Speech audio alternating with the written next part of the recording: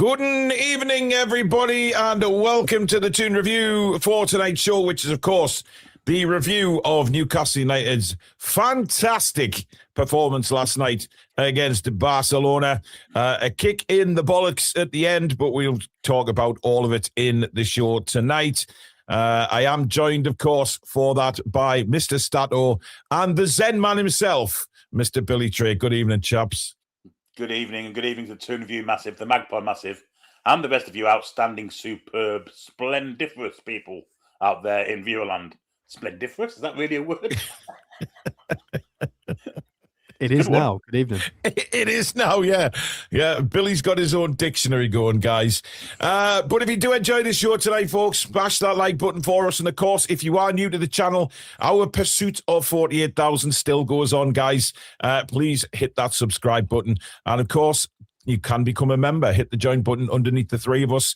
Prizes are being given out tomorrow night and Friday night, so make sure you're in it to win it. And, of course, super chats are available. That's the $sign at the bottom of the live comments. And if you do super chat, you're guaranteed to get your comment read out as a thank you for super chatting. We have already Ancients of Mumu gifting a Toon Review membership. So thank you very much for that, mate. That's very kind. Now you've got half an hour to get your player ratings in. We've had a very big response again to the player ratings, so we will cover them in the second half of the show.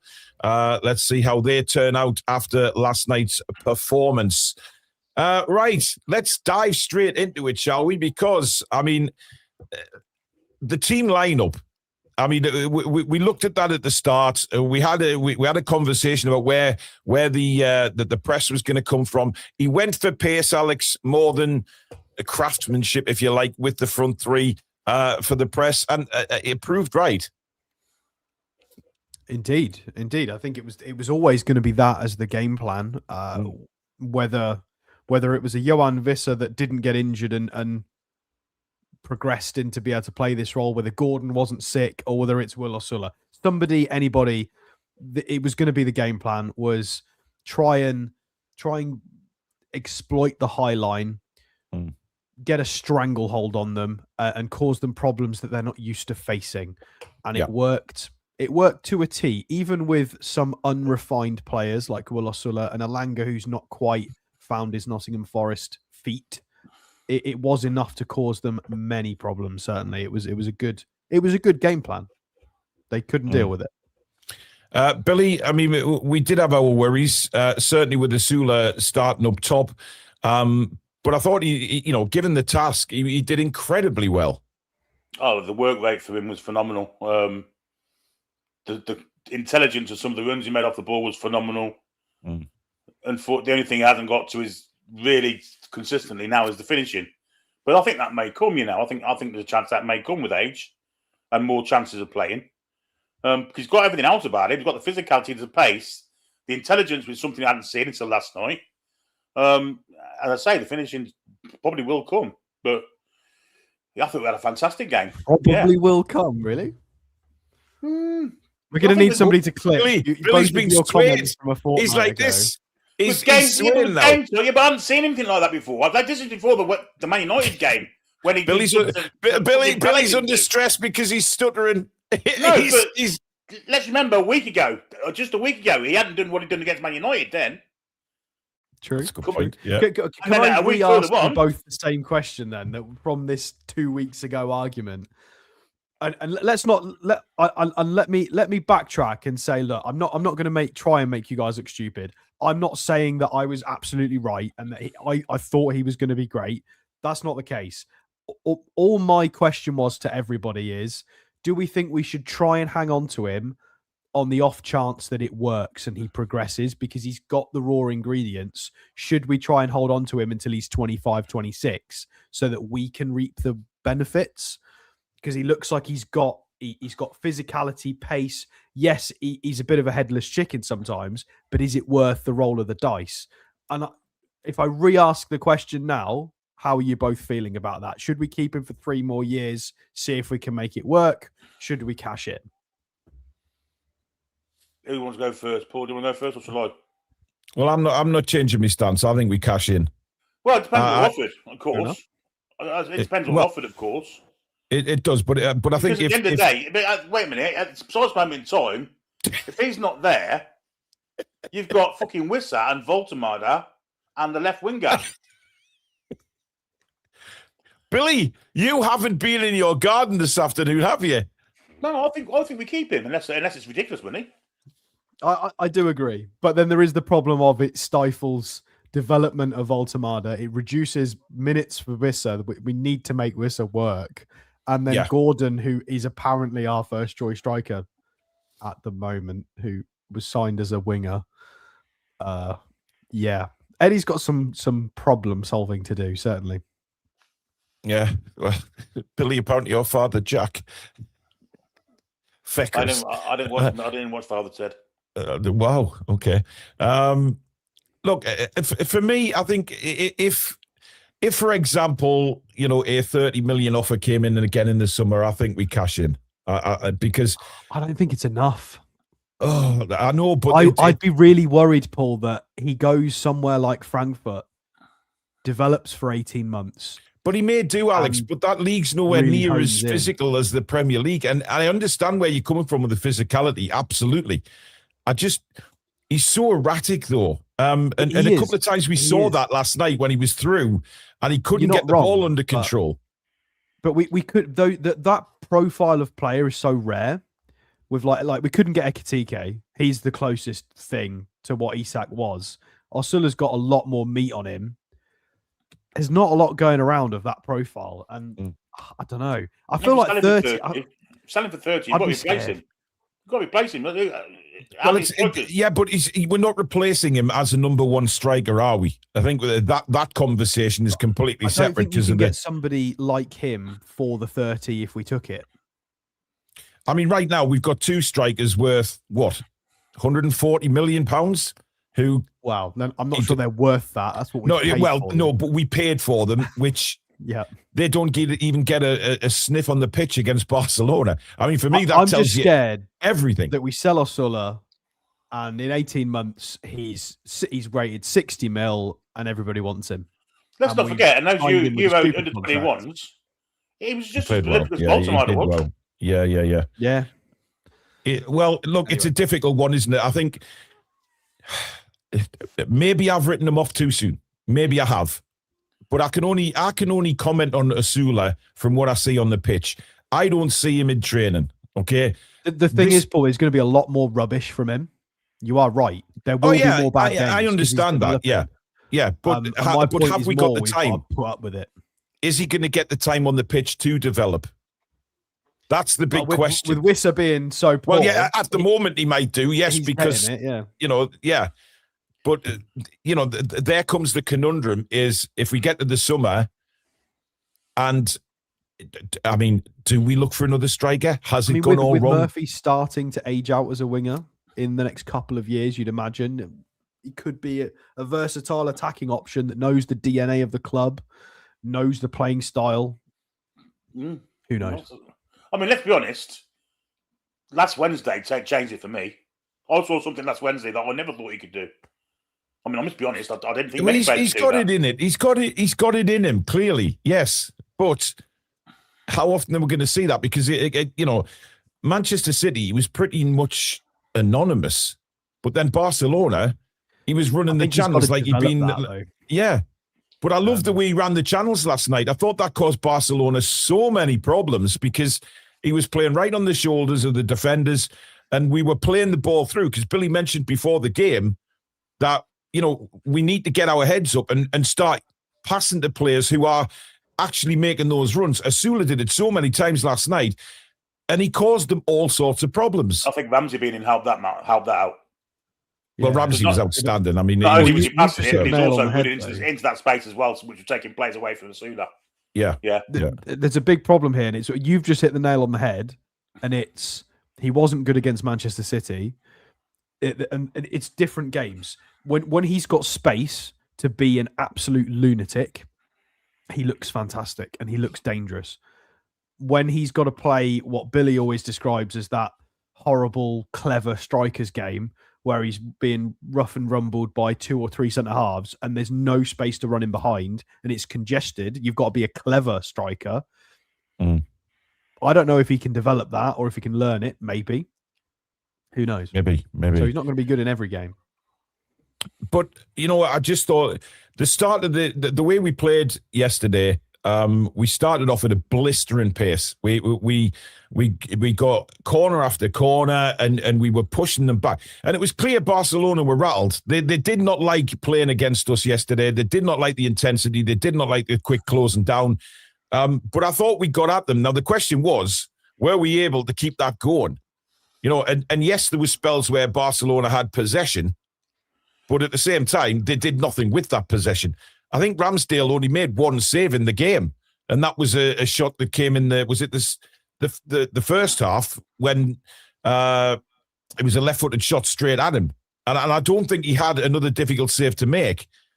So we kept it up for the whole game last night, Alex, which is something that we haven't been able to do in previous, which is a real shot in the arm for us, because now we can look at it and say we can do it for the 90 minutes. It's now going and getting this consistency. And this is the word that everybody's using now. We need consistency, because if we play like that, not many teams can touch us. Yeah, here we go again.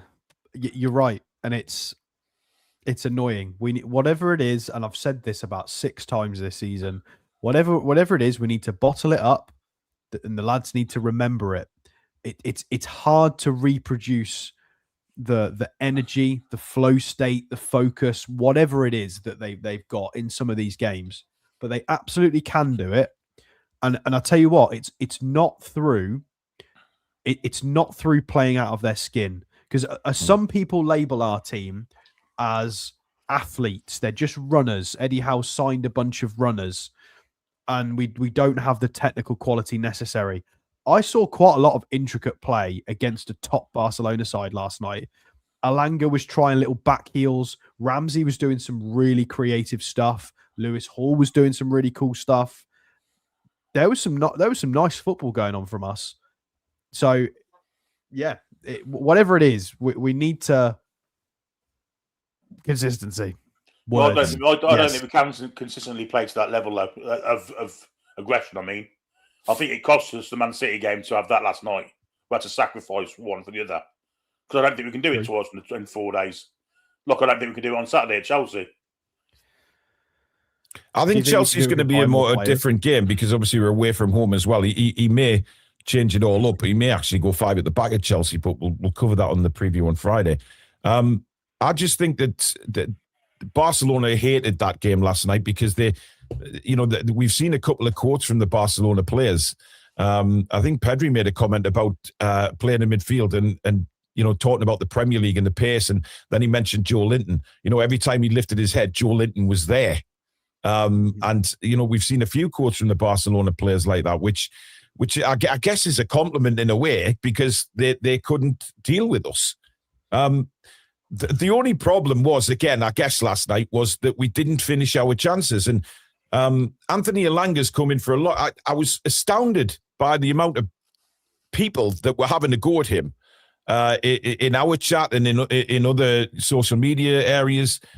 Because, Alex, you made a good point last night talking about wingers and saying end products. And I agree with you.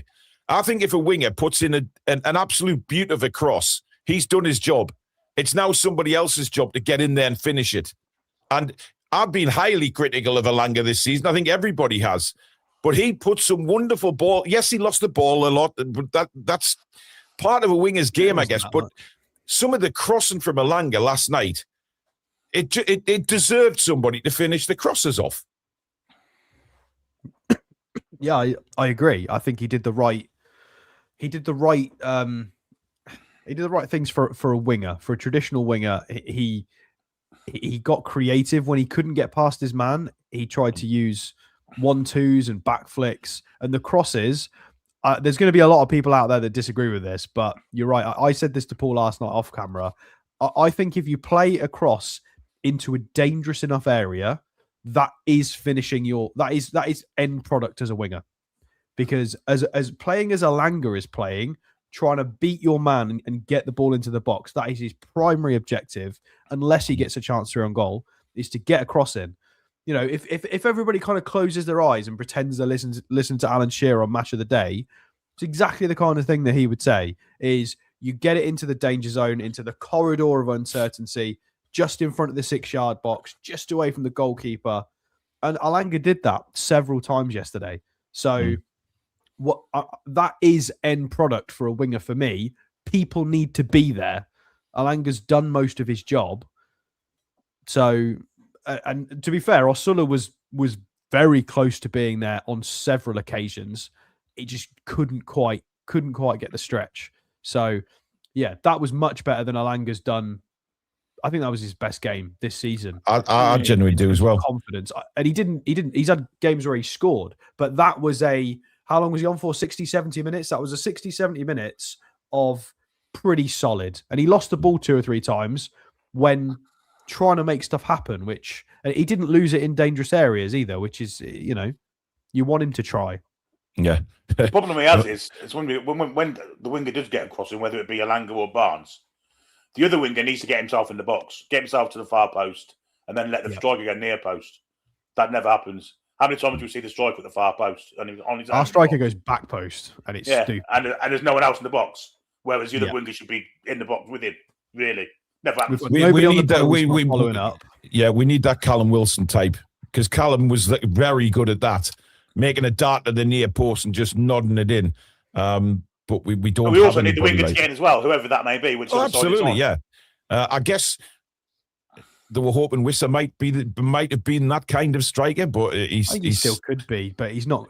He's going to take a while to get. Yeah, nothing's happening with him anytime soon. Some super chats. Dave Lamb says Gordon actually sick or an Eddie tactical smoke screen. Osula says, I was watching some clips of Maldini and something of what Lewis Hall does reminds me of him. Absolutely. We'll talk about Lewis Hall a bit later. John says, exactly, Alex, Osula will come good. Mervyn says, can we sell Osula with a buyback clause? Well, I've just seen a couple of comments brush through there saying that they would maybe loan him out to a German side, maybe to get going. That's not a bad idea. But as long as they don't put the option to buy in, because we want him back. Ronald says, get Shearer in to train the strikers. What do you think, Stado? I'm not sure he wants to do that anymore. I mean, we've had this conversation on this channel before. I think we need to lean into club ambassadors more because it's something that a lot of other clubs don't do.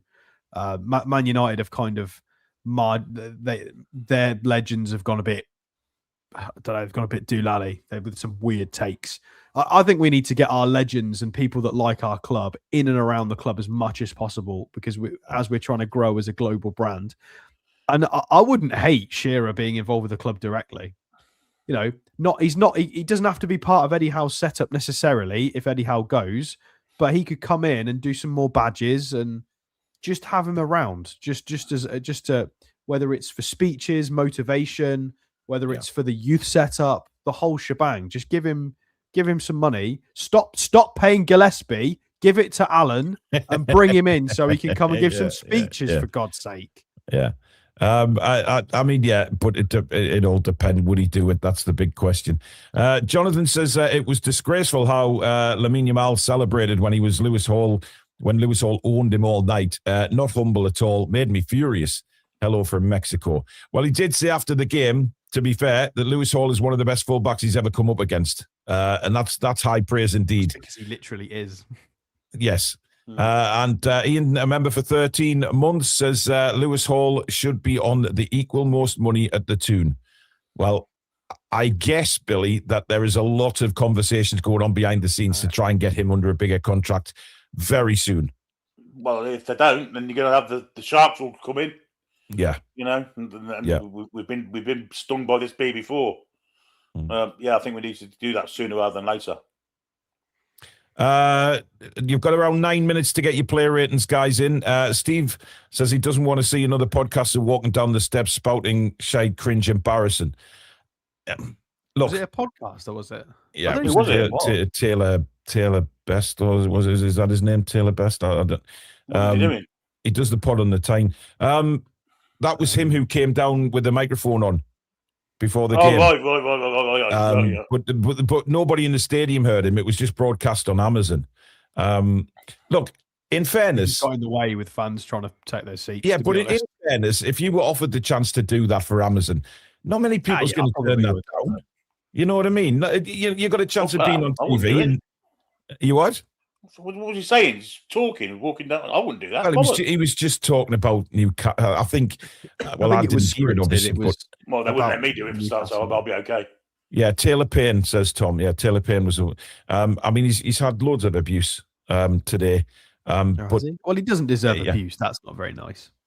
Well, apparently he was involved in something that people were donating money to him for a film or something. It hasn't happened yet, but I don't know the ins and outs of that.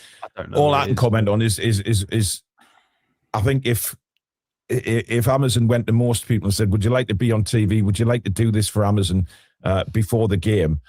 Come on, let's be honest. Not many people are going to turn it down. I mean, Billy, you'd probably turn it down because you'd probably fall over. They would ask me in the first place, wouldn't they?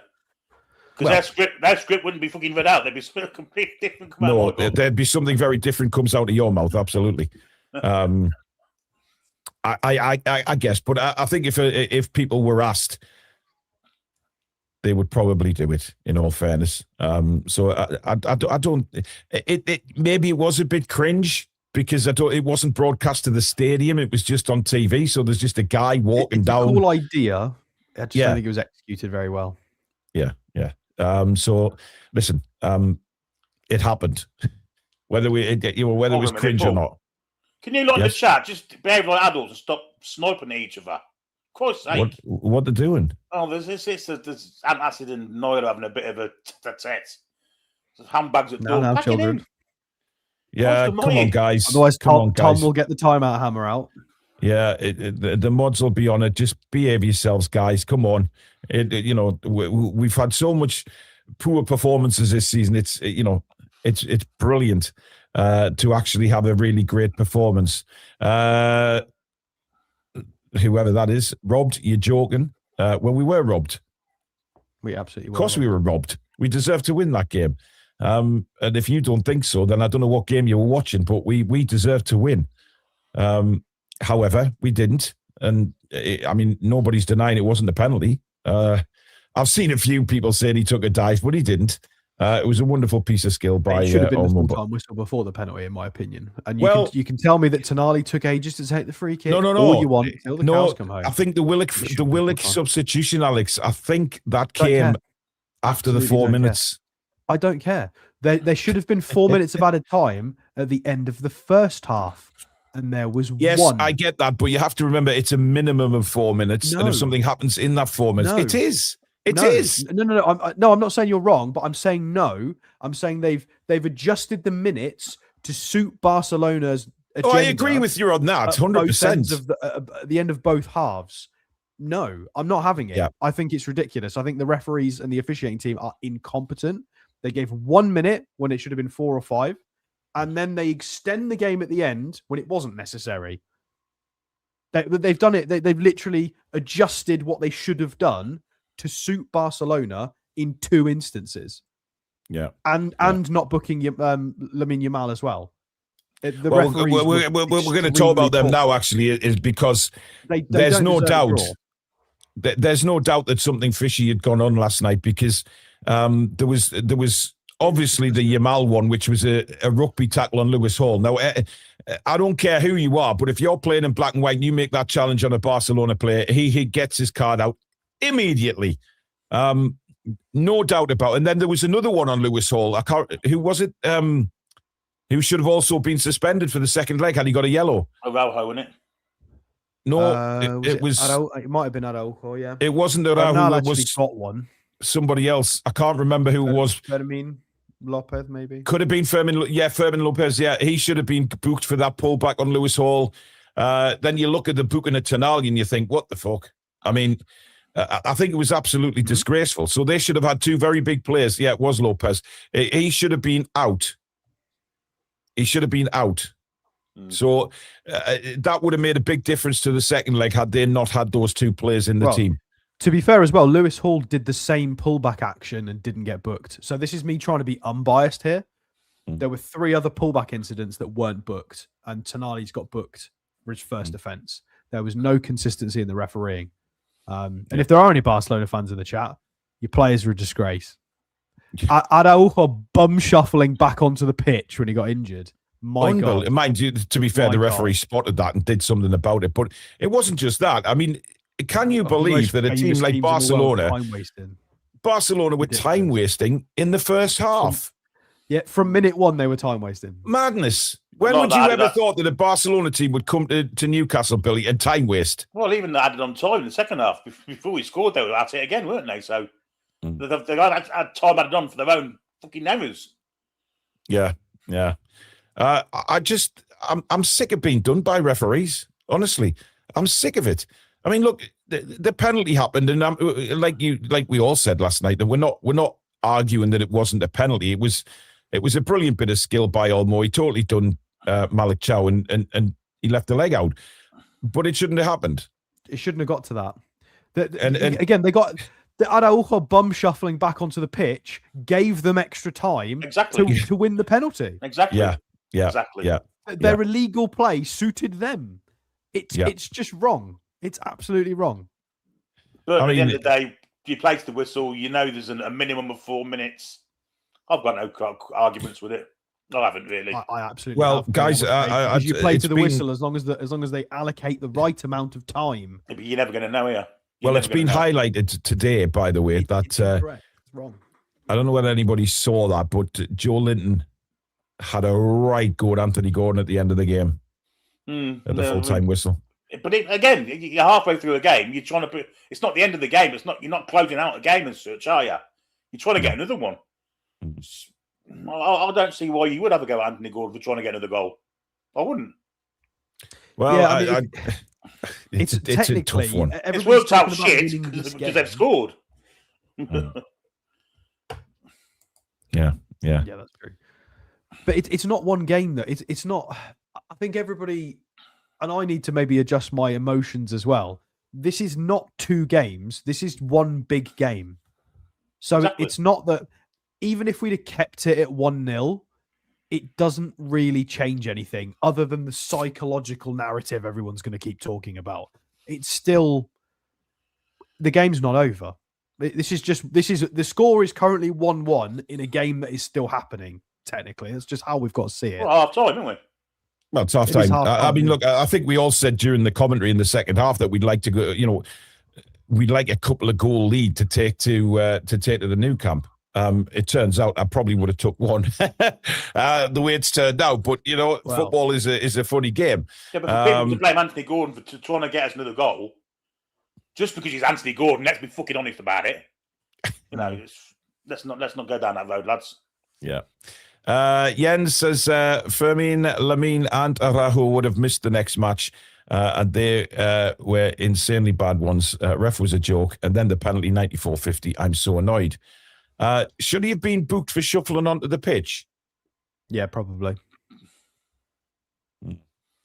So, yeah. I think that says it all, really, doesn't it?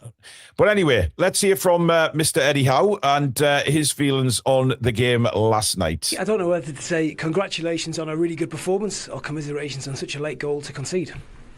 I think for me it's a great performance, and I don't think that should be lost.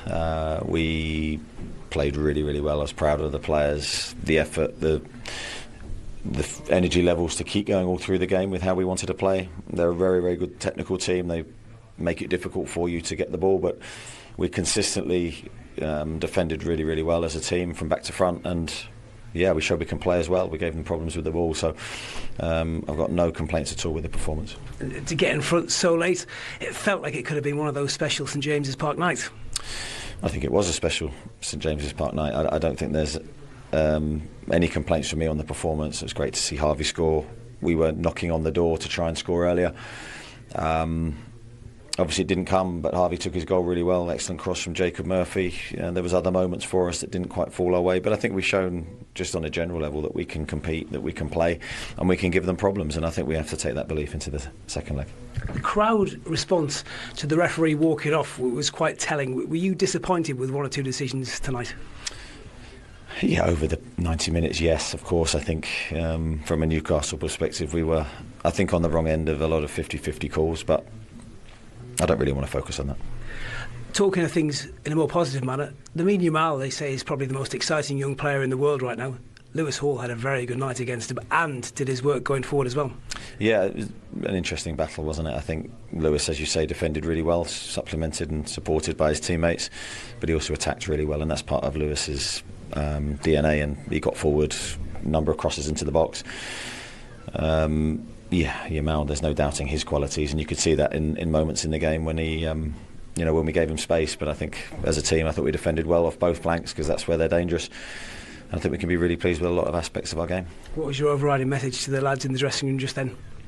Well, nothing was going to be decided either way tonight. I think, of course, the second game now takes priority. We have to believe how good we are. We have to take the positives from today. And of course, it's a totally different game, and it's a bigger challenge for us. But football's a very special game, and it produces moments, sometimes goals, and things happen that you don't foresee what the future holds, and I think we have to hold that belief. You've been some tough away grounds in this competition this season and got results. Yeah, I know we have to stick to that belief that when we felt that this season, when we've turned up and we brought our A game as we did tonight, we can compete with anybody. And so yes, home or away, wherever we go, we'll be ready. Interesting thoughts from Eddie there. Despite being completely blinded by the light, I don't know who decided to position the light where he did, but he was obviously right behind the guy asking the questions, blinding Eddie Howe there. But Billy, some good points made. He didn't want to make comments on the referee. I think he's fed up basically of having to comment on refereeing decisions. Certainly in our last several games, it's been a point to ask him all the time. But he's got to be careful what he says, of course. But very clearly stating there that, yes, it was a fantastic performance, but now we have to take that on again. Yeah, as he said, it's half time. We've all said that. He's bang on. He's got to keep things on the low, and then try and reproduce that performance in the new camp. Can he do it? Can we do it? Yeah, of course we can. We should have confidence to do it. Alex, what did you think of what he had to say? It's nice that he was honest about the ref. Curious comments about Lewis Hall. I think he's purposefully being very reserved on how he talks about him. Yeah, and I don't know. There's definitely something to it. There is no way that is, and I could be wrong, and I don't want to call him out as a liar because that's horrible. I don't think he's lying. I think he's doing something deliberately on purpose for a reason in regards to how he talks about Lewis Hall publicly, because I genuinely, and I am an armchair fan, I am just a fan of the club. I think Lewis Hall has the potential to be one of the best fullbacks in the world. Like, he's absolutely sublime. He's ridiculous. He's such a high potential talent. He's still like 20, 21 years old. And the way Eddie Howe talks about him is so grounding. I don't know if it's for the benefit of Lewis Hall himself to keep him grounded, or if it's to try and keep away the vultures, or a bit of both. But the fact that he just I think it's probably the latter to me. But he never turns up to training. He's always late. Fucking hell. Yeah, he's terrible attitude. He contributed in attack well. We know that's what Lewis does. And I guess he was all right. What do you mean, Eddie? He was fantastic. What are you watching? It's got to be something else going on here. Oh, I agree. I thought that when I first heard that interview, and I'm thinking he's been very coy on Lewis Hall. Yeah. And I think it's for the reason that he doesn't want to. Well, maybe that he just doesn't want. He wants to make sure that Lewis Hall stays grounded, despite him. Match against Barcelona, he was. I mean, the TV gave it to Harvey Barnes, and I don't get that. I don't get that at all. With some of the technical talent on display, for Lewis Hall to pick the ball up and just walk through the midfield and the wing multiple times. Because we've seen him do it against a lot of teams, but to do it against Barcelona and show that he can just do this against anybody, he's a freak. He's so good. I mean, Billy, I can understand Eddie wanting to keep his, wanting to keep his players grounded and not and Lewis Hall not get carried away. But I think Eddie's probably aware, like you said before, the Sharks circling around, making just they'll be. And now he's done it on the European stage against one of the European giants. That's how good he is. Yeah, and not just that. You watch Lewis Hall, his persona and that when he gets interviewed. He's not one of these people that prima donna type players. Absolutely no, not. He's not. No, he's a really grounded kid. Yeah. He's mature, well ahead of his years, both in footballing terms and in the way he carries himself. So I don't think it's to do with that. Of course it isn't. It's about scaring these twats away or trying to. Yeah. I mean, Frosty Hammer there makes a point there saying he could be the next Gareth Bale. I kind of agree with that because he's kind of the same build as Gareth Bale, isn't he? He's got that lovely sort of tight spatial awareness, hasn't he? When he turns, he doesn't lose the ball. He's got it all. I still think he's our best player. Oh, I think he's better than Bruno. He's got things that Bruno can't do. He's got pace, hasn't he? Bruno's not got pace. He's our baby-faced assassin. That's what Lewis Hall is. Yeah. He's fantastic. Everybody keeps talking about Tino and Tino to Man City and Tino this, and the media keep talking about Tino. We love Tino Livramento, but they are making a mistake here with identification of those two. Tino's an athlete. Tino's the best athlete, but Lewis Hall is the best footballer by a long way. Yeah, I agree. A couple of super chats and then we'll get on to the player ratings, guys. Six Stop says, a lot of us have an inferiority complex. If Barca were in the Premier League, they'd be consistently mid-table. We're just as good and we will beat them. Look, I don't think so. Bad take. Reaction video. That's definitely a bad take. They'd be one of the cartel. Don't worry about that.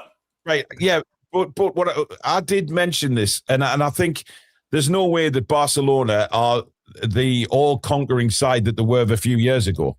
They're not at the minute. But they're not, Alex. I don't think we should be singing that at half-time of a game. They could well beat us 7-0 next. No, but I've thought this for a long time. They're currently first in La Liga by like 5. By a long way, points. yeah. But they have lost a couple of games to really poor opposition. They've lost 4 games all season. Yeah. They've scored 76, which is more than 20 odd more than Real Madrid. Yeah. Look, they are. Look, but what I'm talking about is you look at the players that they used to have a few years ago. That they're not. They can be good at, as we saw last night. They can definitely be good at. And them kind of players, of course, that was a generational team, wasn't it? Yeah, but Rafinha was a Xavi and all of those boot winner. Yamal is one of the best wingers in Europe right now. I accept they've still got some wonderful players, Alex, but they're not the be-all conquering that they were. No, it's not the generational team. In comparison to what else is around in Europe, they are the best. Well, hey, listen, I'm not taking anything away from what we did. It's fantastic. Barcelona are still one of the biggest sides in world football. No doubt in that. But all I'm saying is they're not as they were, but they never were going to be, because the generational talent, as Billy's just said there, is... But they've got some wonderful players. But so have we, as Lewis Hall provided last night. Yamal is still trying to get out of his back pocket, to be quite honest.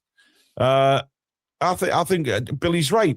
Last night gave us a sort of indication for the second leg that we can go there and get something. There's no reason we can't, as long as we don't capitulate. It'll be a lot different, won't it? It's going to be loud. It's of course it will. Yeah, it's going to be all absolutely. That.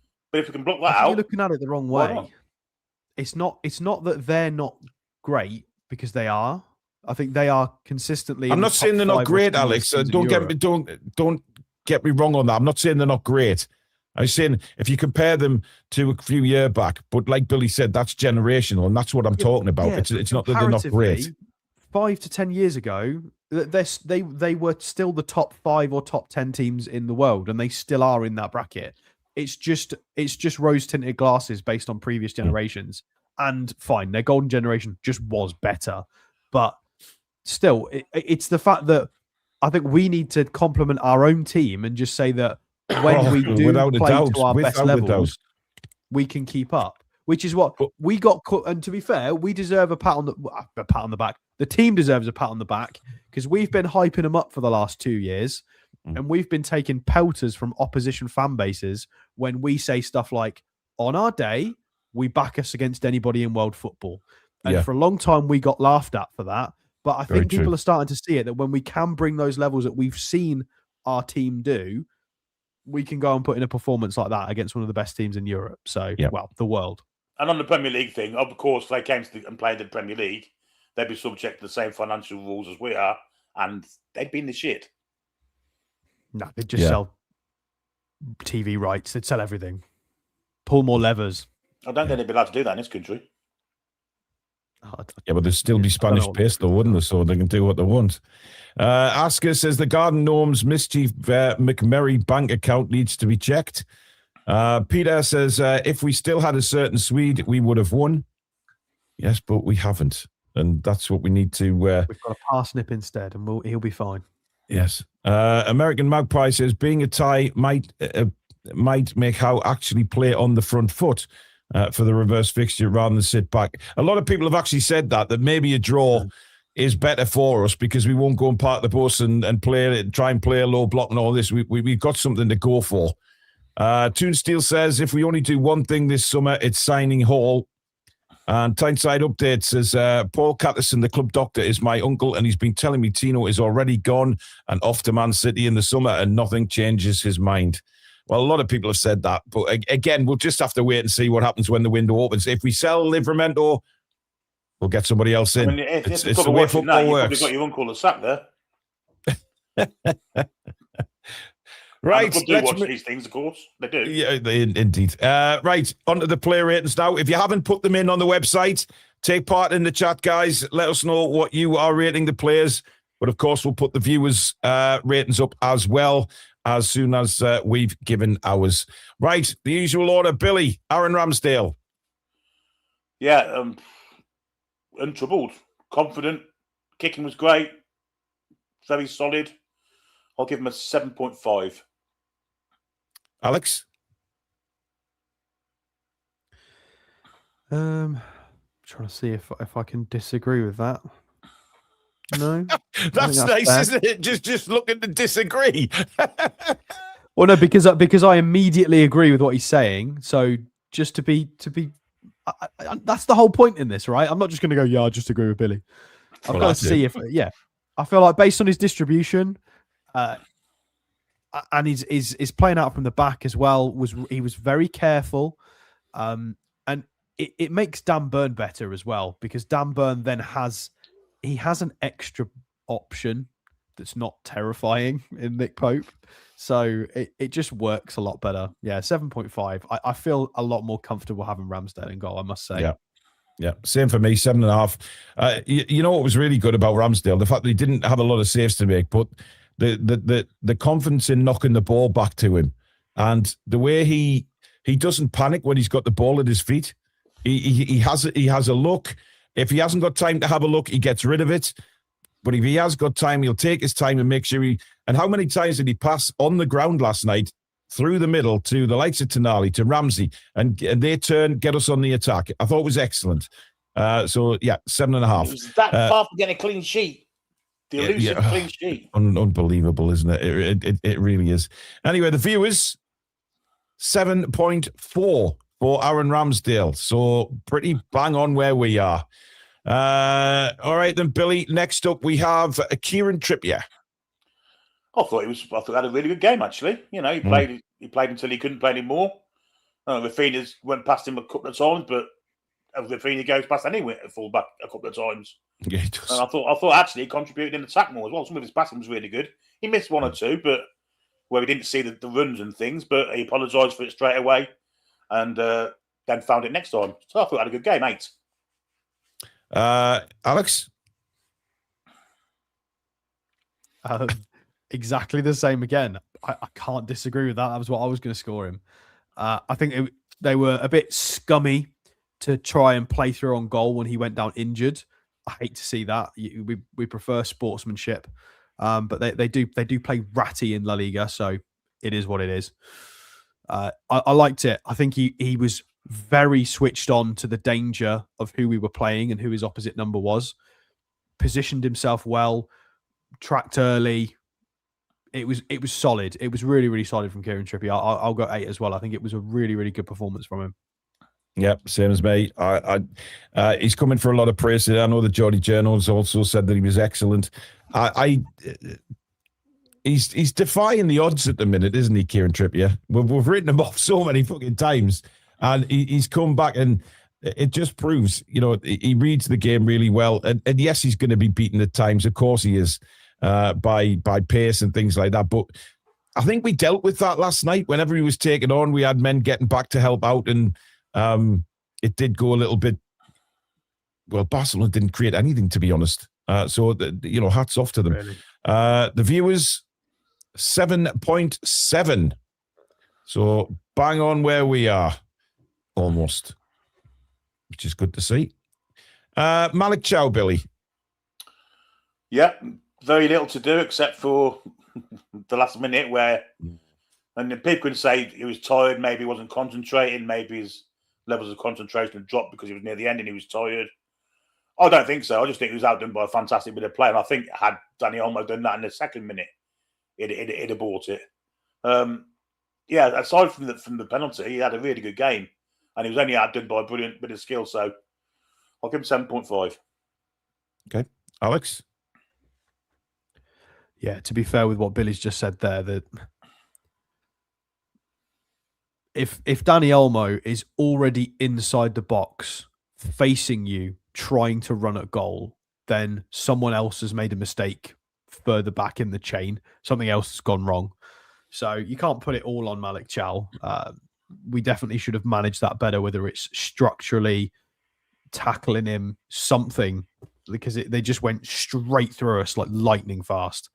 But Malik Thiaw largely was really good. There were a few moments where they tried to break away, and I don't know if you guys remember this, but there were 2 moments where he had to do a bit of wide cover, where in a previous game this season he slipped, and I was nervous that I remembered the slip, but he didn't. He stayed on his feet. He was solid. I can't rate him really highly though, because he's given away a penalty. So I'll go for a 7, because he was really good for most of the game, but the penalty obviously detracts points. So yeah, that's what I've gone for. I've gone for a 7. I thought he was good in the game. I thought he did. He was bringing the ball out. His passing was really good last night, playing from the back. I didn't have a real problem with Malik Thiaw, but there's been a lot of stuff across the socials today, having to go at him and saying, "No, he's not the player that we think he is," and that's why Milan got rid of him, because he has got a mistake in him like that. I find it astounding. I mean, the amount of games that he's played for us, he's been fantastic for the money we paid. So I don't understand. I mean, if he's not a title-winning centre-half, fine. But he's definitely the bridge to get us there. For the next few years, he's more than good enough for what we need. People don't know what our previous centre-halves were like. My God.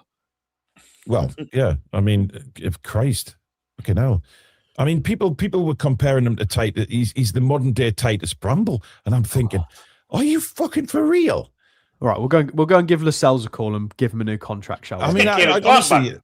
Yeah, I couldn't believe that people were comparing him. He's the modern day Titus, but forgive our Jesus. Anyway, the viewers went with a 6.9. So again, very, very close to us.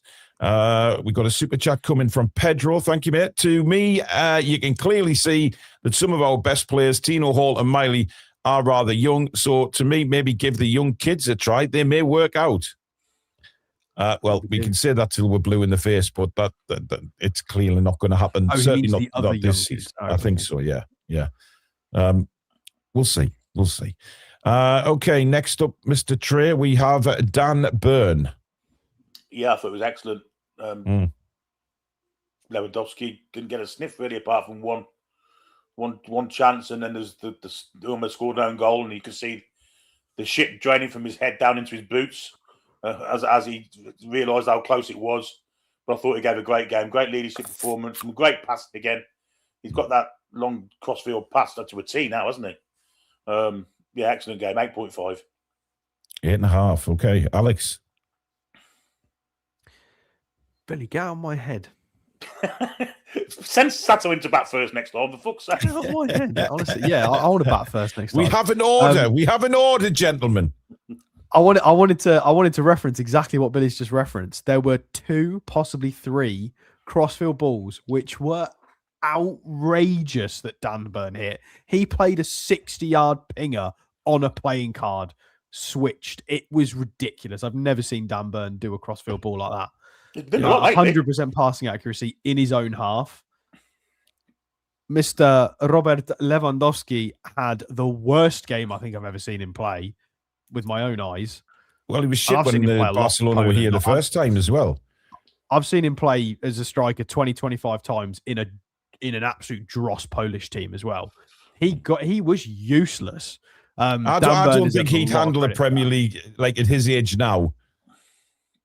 He couldn't do it in the Premier League. I don't think he could. I don't know. He's special. He just struggles. I know he's special, but it's too physical for him. I don't think he'd like the Premier League. Not at his age now. What is he, 37, 38? He's not that. I don't think he's that old. I think maybe you're doing him a disservice there. He is 37. Oh God, he's older than I thought. Poor Robert. There you go.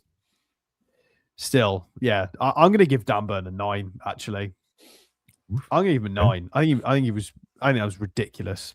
Dan Burn, considering all we've done for the last 3 years is talk about succession planning for Dan Burn, and when is Botman going to be the guy, and when is Burn going to stop playing? You know, he's just putting that shift against Barcelona. Yeah, it's ridiculous.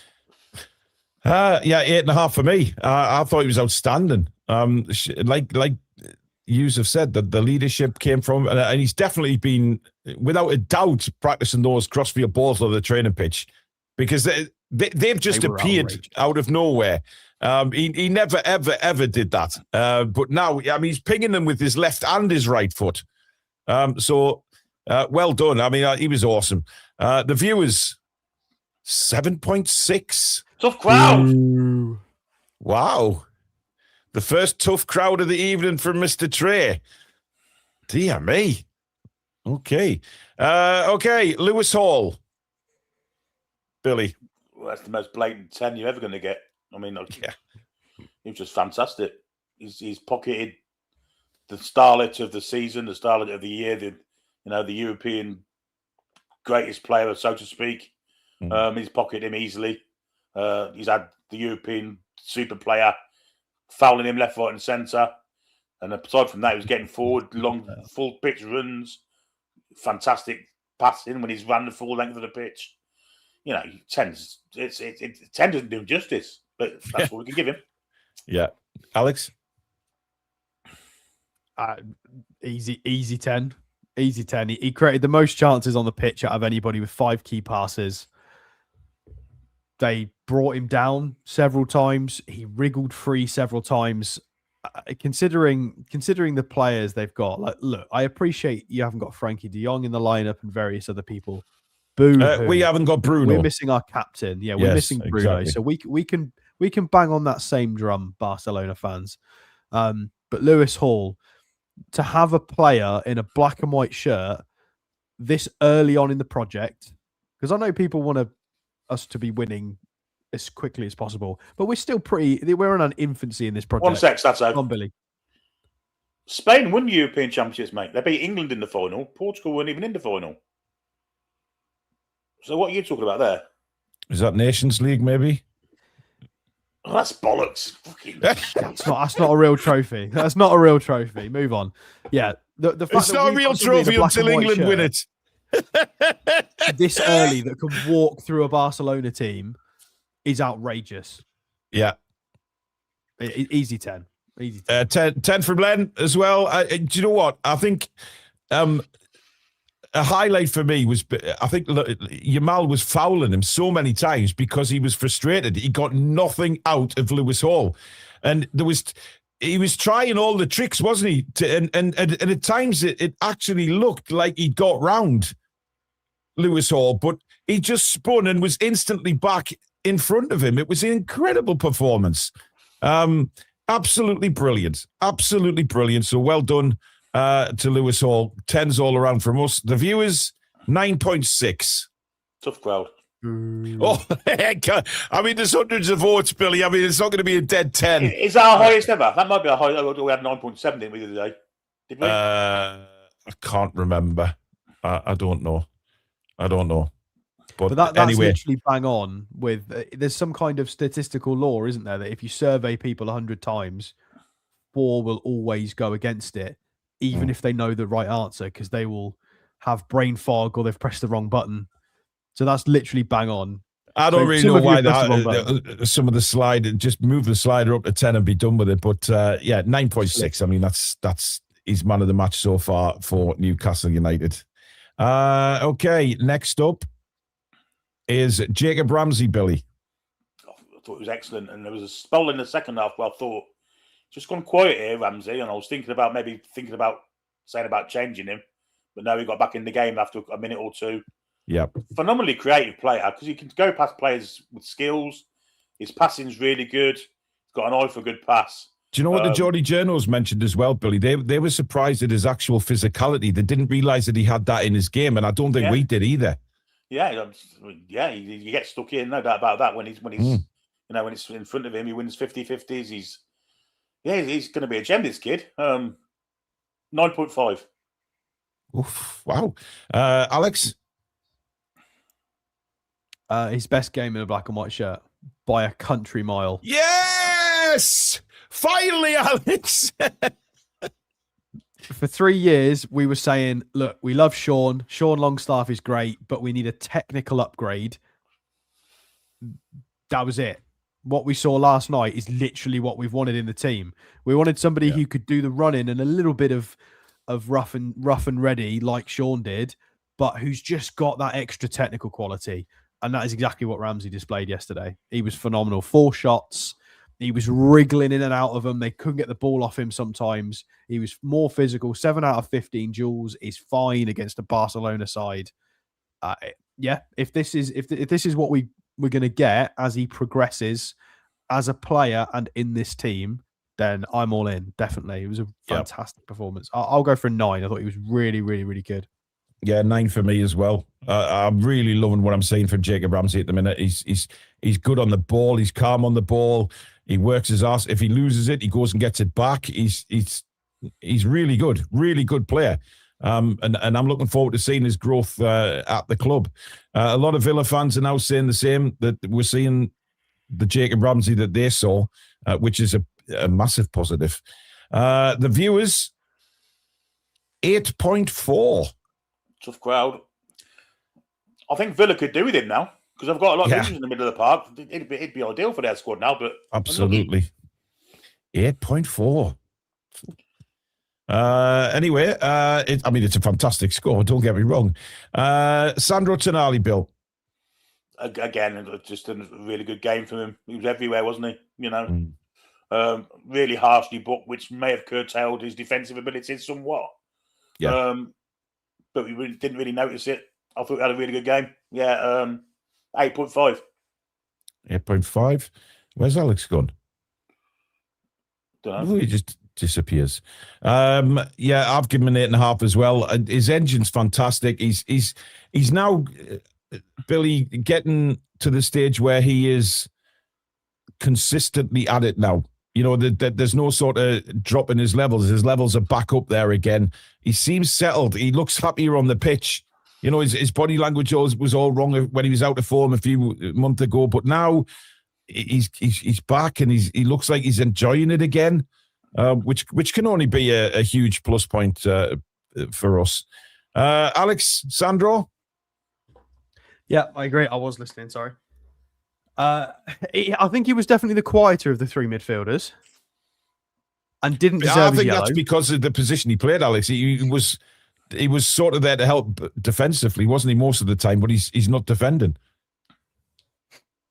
He had 5 shots. There you go. I feel sorry for him because I think he's really picked up the pace in terms of trying to hit it from the edge of the box. And I think he's getting really unlucky with like Pickford's save for Everton and just people getting a toe in the way of certain things and deflections. I think with the amount of edge of the area volleys and stuff he's taken on. I love the way he's starting to shoot now. He's taking the shots on.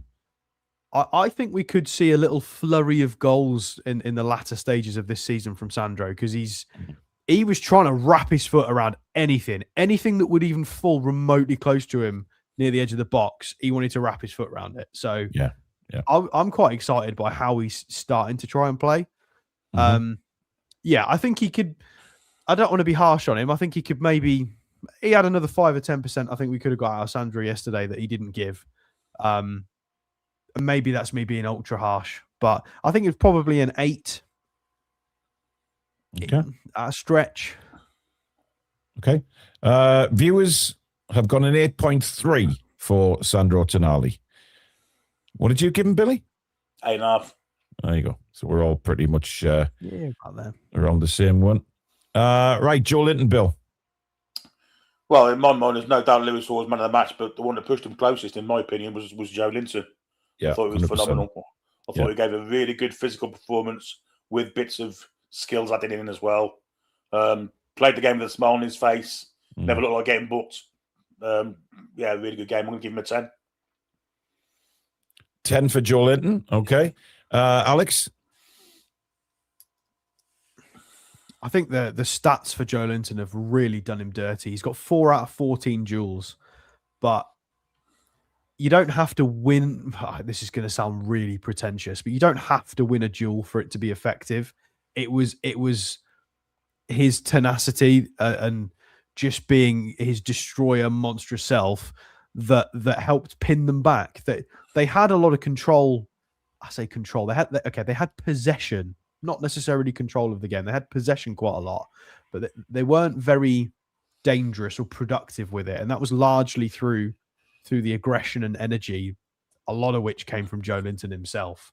You talked about the Yamal quotes that have come out, Paul. One of them was talking about every time he sort of turned around, there'd be 3 shirts on him immediately, and that was as a result of sort of Joelinton and Lewis Hall's work. Yeah, I think Joelinton deserves at least a 9 for this, because he's not got the plaudits and his flowers for shooting and doing all the fantastic stuff. He did all the dirty stuff. All the dirty work was Joelinton. So I'll go for a 9. I've got 9.5, so I'm right between the pair of us, but I think we all appreciate what he did last night. He is a pivotal cog in that midfield. When he's fully fit, he's still got it. And I know that we doubted him earlier in the season when he came back from injury. He wasn't quite at it, but he still had a slight injury, didn't he? It turns out. Now he's fully fit. I mean, he walked into St. James's Park last night like fucking Mr. T. I mean, I don't know whether you guys saw him when he came into the ground. He had earrings in. He had so much jewelry around his neck. He had shades on. He was up for it last night, and it was absolutely brilliant. The viewers, 8.7 for Joelinton. So closer to Alex than me and Billy. But I think we all appreciate his performance last night. Anthony Elanga, Billy.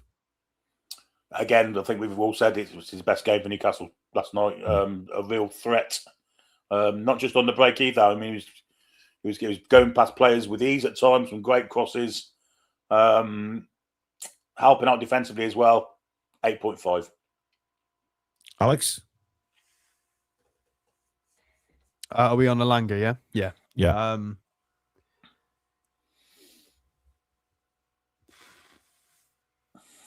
We've talked a lot about him. I don't know what to score him though. I'm not going to go as high as an 8.5 because I think there's definitely a lot. If I'm just judging his game and his output, I think there's more. I think for him, he can score and he can assist and he can contribute defensively a little bit more and hang on to the ball. There's definitely room for improvement there. So I don't want to overscore him, but beating his man quite regularly and getting some good quality crosses in. I'm going to go for an 8. He deserves a good score for that because he's playing against one of the best teams in the world. You know, that nobody can. Because a few weeks ago we got, but it's only Karabag. You can't say that now. You can't say that. So Elanga gets an 8. True. It was a solid performance. And he had no protection from the ref either, did he? All the linesmen, more to the point. Exactly. I've gone 7.5 for Elanga, but I echo what you guys have said. I think it was definitely his best game. I just wanted to improve on getting the ball and sticking with the ball, not giving it away. That's the only thing I'm marking him down for. Yeah. But he was dangerous. His crossing was brilliant. It just needed somebody to put the bloody ball in the back of the net. And obviously assists would have got him extra points. So damn you forwards who didn't put the ball in the net. But 7.5, I mean, Christ, that's a massive improvement on what he scored against Manchester City. I know I think he got a 1 point something, didn't he, against Man City, Billy? It wasn't a great score, but vastly improved. The viewers, 7.6. So there you go. Vastly improvement for Elanga. Will Osula, Bill? Yeah, again, a really good game.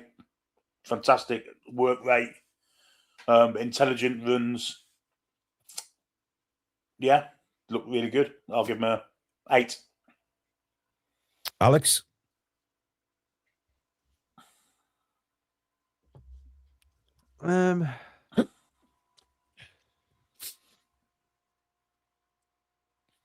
It's same logic as Elanga. I don't want to go as high as an 8 because I've got a rate on what his output was for his job, and he didn't. There wasn't the end product, but there was close to it. He was definitely showing the right signs. The header was really solid. He stretched across the 6-yard box for a couple of crosses as well. He was damn close. He was doing the right things, making the right runs, pressing really aggressively. I'll go 7.5, but it was a damn good show from him. It just on another day, some of those go in. Yeah, 7.5 for me as well. That header was a really close one as well, and he did really well to get some power onto that because it was slightly behind him, and managed to get a good purchase on it. And the keeper was worried for a minute there. Just landed on top of the net, of course, but he was very, very close. Very, very close. Okay, matey. I've got to display, guys. I'll see you guys tomorrow. Okay. See you later. So Alex will be back tomorrow. He has put his scores in the chat, so we will get his scores for the remaining players. Let me just change the screen, Billy, because that's doing my head in. There we go. Where were we? Oh, Osula. Yeah, 7.5 for me as well. The viewers for Osula have gone with a 7.3. Okay, then, Billy. Next up is Harvey Barnes. Well, I actually thought he was our worst player last night. But I agree. And I'm Harvey Barnes' biggest fan. And he's hit the post and was so unlucky not to have 2. But Alex made a good point, didn't he, on the commentary last night when he said that's why you don't take Harvey Barnes off because he is capable of that. He could be quiet for 85 minutes and then the other 5 chances out of nothing. And he did hit the post and obviously scored, yeah? No, I'd probably scored him a 5 if it hadn't been for the fact he scored and he hit the post. I'm going to give him an 8. 8. I've gone 7.5. I mean, similar reasons. It just, he was very... you can never question Harvey Barnes' work rate, Billy, because he puts it all on. He does. And if it doesn't come off, he keeps going, which is why, saying don't take him off because he is capable of doing something.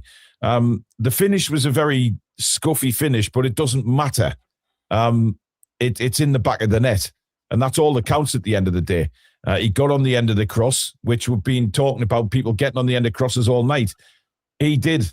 And he got on. It was a beautiful cross from Murphy and in the back of the net. So 7.5 for me. And the viewers, 8.1. Almost clock on. Yeah, good score for Harvey. Okay, Anthony Gordon. What did stats I give him? Who? Barnes. Oh, Barnes, sorry. 8. So again, very the same as well. Anthony Gordon, Bill. Loved his work rate, loved his pace. He was still a threat. They were scared of him. Didn't really have any chances in the box or anything, but he did win the ball back in good areas for us. People blaming him for losing the ball late in the game. It's just mental. I think he's just a target for people, Billy. Yeah, of course he is. He went on very long, but I'll give him a 7. 7. I've gone 6.5.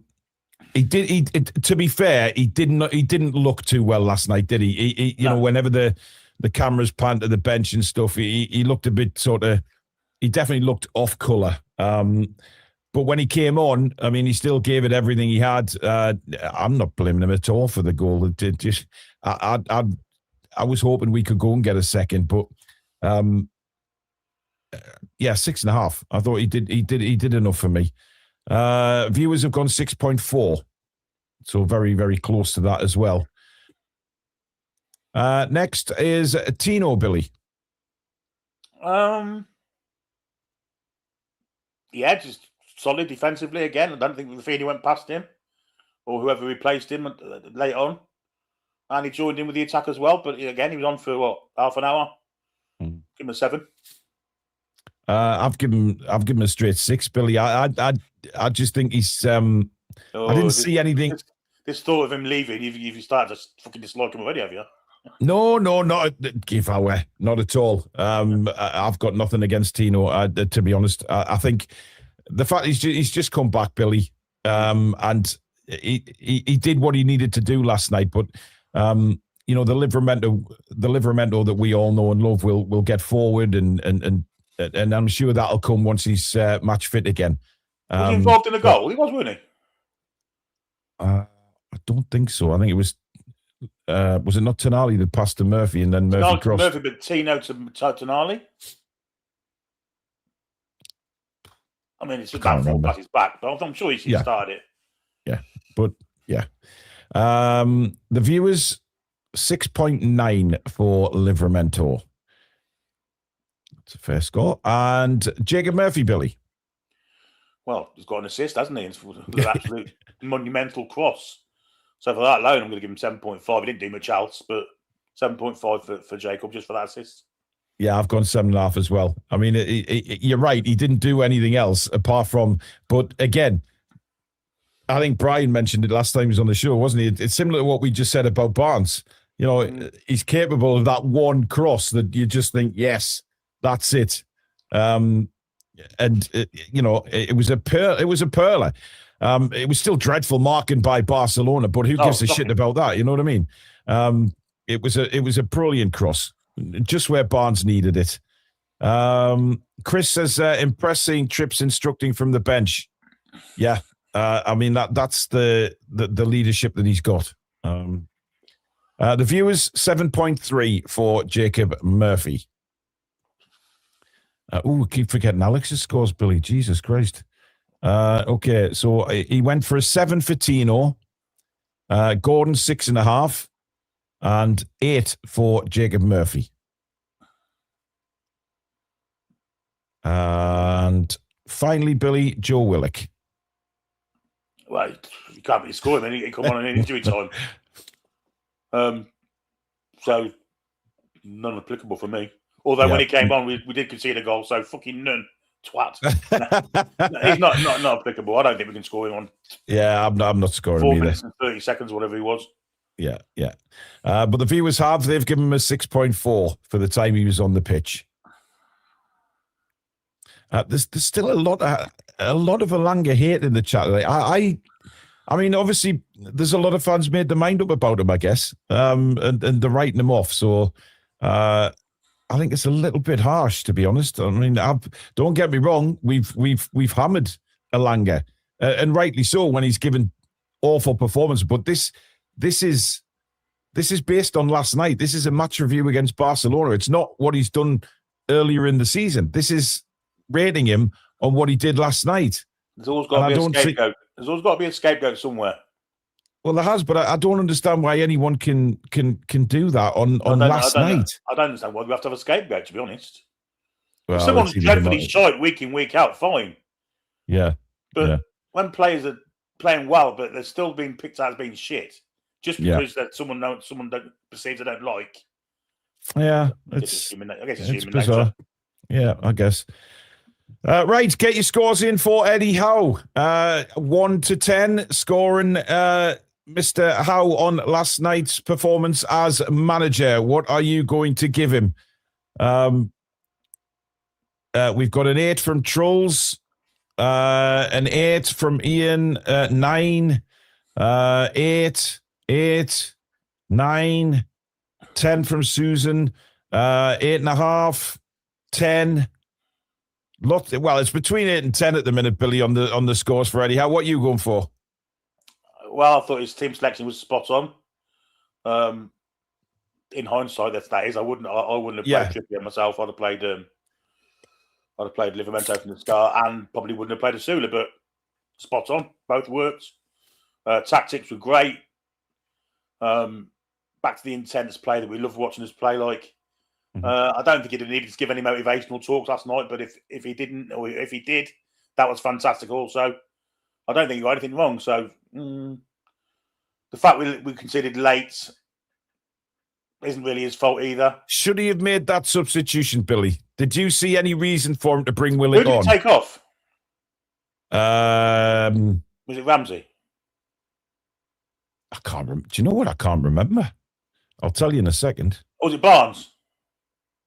It was Barnes. It was Barnes. It was Barnes. Of course it was, yeah. It was Barnes. Yeah, I guess so. I don't see how that affects the game, apart from adding 30 seconds on. I want to give him a 9.5. I think it's as close to perfect as you can get. Had we won the game, we'd probably got a 10. Yeah, I'll give him 9.5 as well. I agree. Had it been a win, it's bloody Barcelona, you know. But listen, we want this to continue, and hopefully now we get a bit of consistency. That's what we want for the remainder of the season. This was a great shot in the arm for us to tell the world that we can compete with the very best. Now, what we don't want is to go back into the Premier League and then, you know, just disperse again, if you like. But we need to keep going. And hopefully we can at Chelsea. But that's it for tonight, guys. Thank you so much for taking part in the player ratings, of course, and in the chat tonight. Thank you for all your contributions. Mods, thank you very much. And, of course, to Billy and Alex, thank you as well. The biggest thank you of all, though, always goes to you guys out there. Thank you for joining us tonight. We hope you've enjoyed the show. If you have, smash that like button. And, of course, subscribe to the Toon Review. And we will see you very, very soon. Enjoy the rest of your night, folks. Good night. Away the lads and lasses. Come back and check out the breeze.